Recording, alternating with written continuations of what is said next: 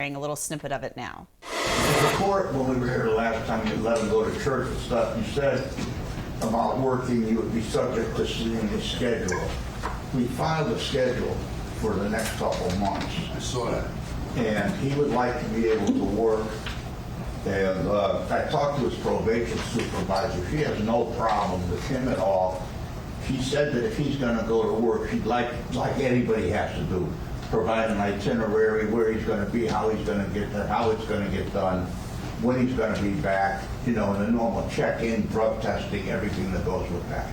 This schedule includes, locations all across the eastern seaboard and Midwest in terms of the ability to supervise for probation and pretrial rather.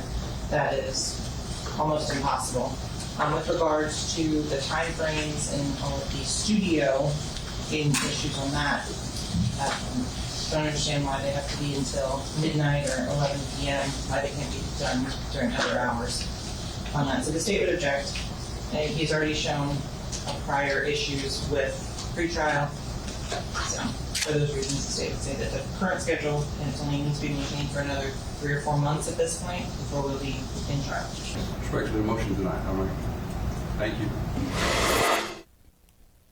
Okay, Michael Bryant, the judge says no dice. Bortlen, you still got to stay home. You're not going to be able to travel all over the place doing shows or what have you. Yeah. So not really totally surprising. No. But hey, this is the old rule. You don't ask, you don't get. He should be so glad just to be on house arrest. Judge, come on, I'm in the studio till after midnight. And then, cry me a river, come on. So yeah, I'm not shocked that the modification requested was denied. Yeah, and there's that old saying, Michael, I always think of it, nothing good happens outside after midnight. Brad, Thanks, Mom. This doesn't surprise me. We've seen what happens when, I guess, these guys are out after midnight, right? So I'm not surprised by this.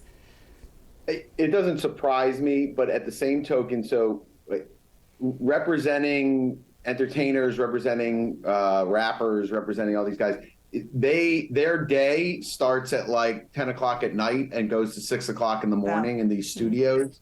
So it's not unusual because most of these guys are in the studios between those hours. That's just how they operate. Everybody, does their music between the hours of 10 and 6 a.m. That's their day. That's their day to day. Does it surprise me that the judge denied it? No, it doesn't surprise me. But at the same token, when the prosecutor's like, I don't understand why he has to go to the studio at midnight, that's when they go to the studio. I mean, and it's kind of like, if you're in this world, it's common knowledge that those are the hours that they work.